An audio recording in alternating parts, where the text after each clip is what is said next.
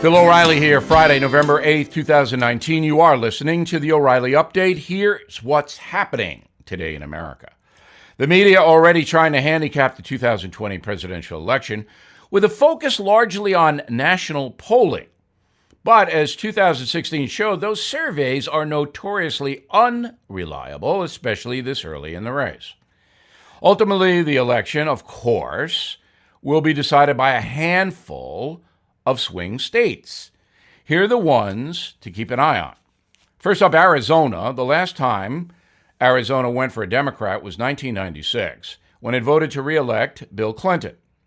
Donald Trump won the state's 11 electoral votes in 2016 by just 4 points. Florida might be the most influential state in the union because it is the most notorious presidential battleground. You'll remember in the year 2000, the recount debacle, which ended up in the Supreme Court. The Sunshine State awarded its 29 electoral votes twice to George W. Bush and twice to Barack Obama. It narrowly went for Trump last time around. Michigan. President Trump was the first Republican to win the state since George Bush the Elder in 1988. If the manufacturing sector continues to grow, President Trump has a good shot of winning Michigan again in 2020. North Carolina's 15 electoral votes also up for grabs. State has been reliably Republican since the mid-60s, with the exception of Jimmy Carter in 1976 and Barack Obama in 2008. The left is hoping the high turnout in cities like Charlotte will push North Carolina into the Democratic column. To Ohio, a state President Trump won by 8 points, the largest margin since Bush Sr. beat Michael Dukakis by 11 points in 1988.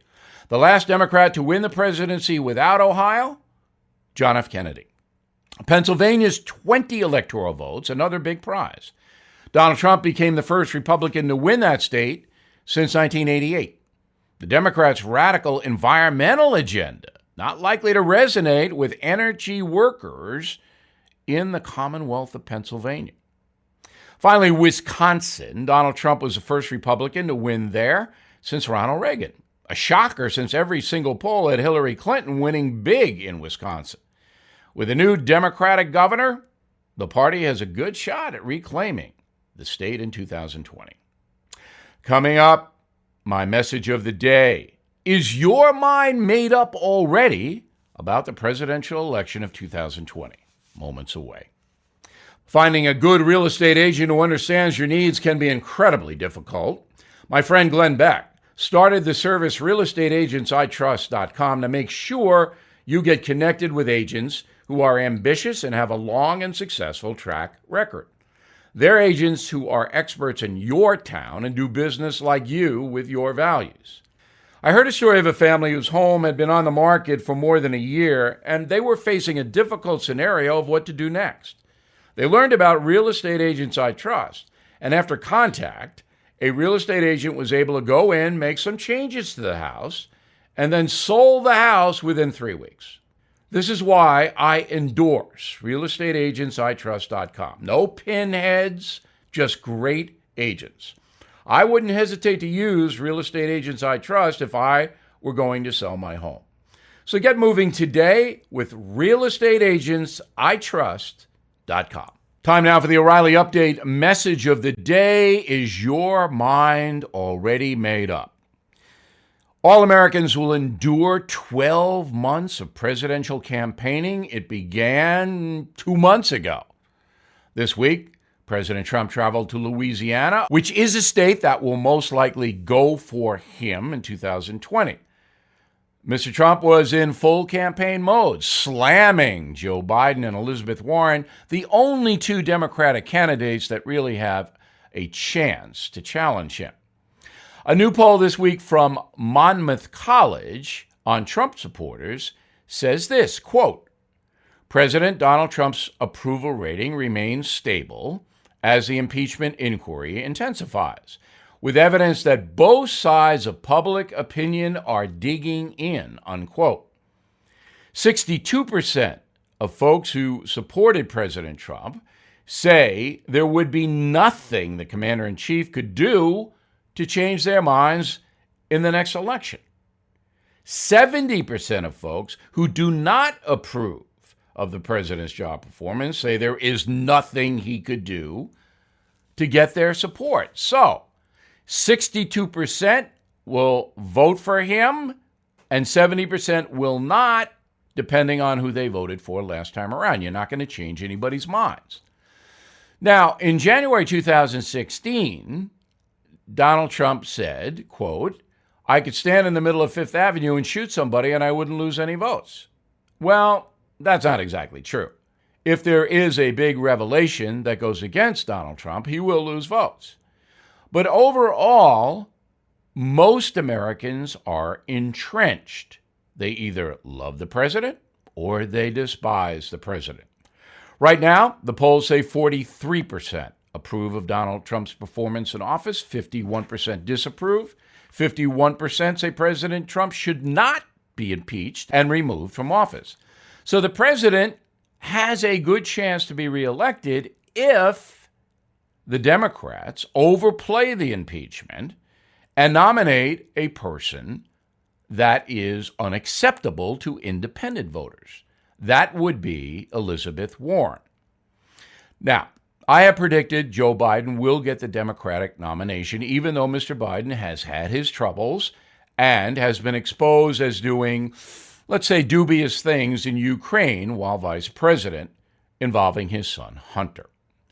Joe Biden is still acceptable to moderate Democrats and some independents, while Senator Elizabeth Warren from Massachusetts is a radical leftist.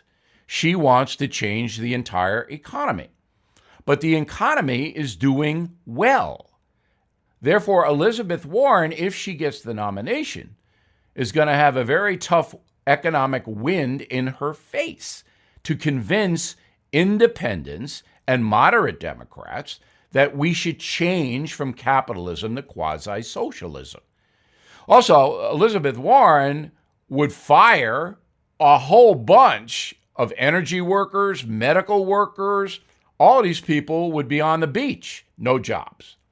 So, in the upcoming campaign, it is still up for grabs, no question.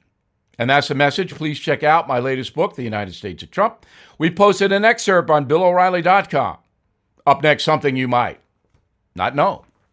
Bill O'Reilly here with an important message. If you're a listener to this program, you may know how much I love dogs. Today, let's talk about something I care about very much. There are thousands of abandoned animals in the USA, and these animals need your help. This is why I have partnered up with Delta Rescue, the largest no-kill, care-for-life animal sanctuary in the world.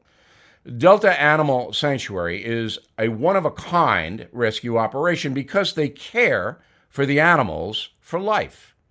They're staffed by specially trained attendants who look after the animals, providing them with water, treats, toys, and affection. For more information on Delta's tax-saving estate planning vehicles, please go to the website deltarescue.org/bill. It lays out all you need to know about growing your estate through tax savings, which can help you build the size of your estate while letting your compassion for animals live well on into the future. Donate online today at deltarescue.org/bill.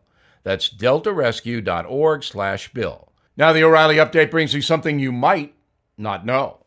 Americans are known around the world as very hard workers. On average, full-time employees in the USA dedicate 47 hours a week to the job, making American adults the most productive people on the planet. But we also know the value of leisure. So how are Americans spending time off? With personal devices, the machines. The average U.S. adult will spend 3 hours, 45 minutes a day on their smartphones. Our TVs also get a workout. We look at the boob tube for 3.5 hours every single day. Fortunately, Americans haven't forgotten about the joys of non-digital hobbies. According to the U.S. Fish and Wildlife Service, 100 million Americans participate in wildlife recreation, hunting, fishing, even bird watching. Americans also enjoy exercising their Second Amendment rights. About 50 million of us go target shooting at least once a year. For some perspective, that's more people than play soccer, tennis, or baseball. Shooting enthusiasts prefer handguns over rifles and shotguns. If you are not into the outdoors, there's a good chance you might be enjoying a few frames at the local bowling alley. Bowling, the most popular participation sport in the USA. 67 million folks hit the lanes at least once a year. But if you don't like the lanes, how about the links? Estimated 24 million Americans went golfing last year on one of the 15,000 courses around the country, with another 9 million enjoying time at the driving range. I prefer miniature golf myself. That windmill never defeats me. The newest activity on the list, poker.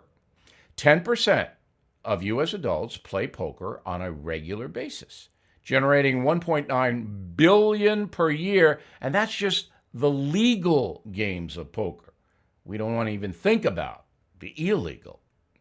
So next time you're thinking about turning on the TV or endlessly shuffling through YouTube videos, remember there's a whole world out there that does not involve a touch screen.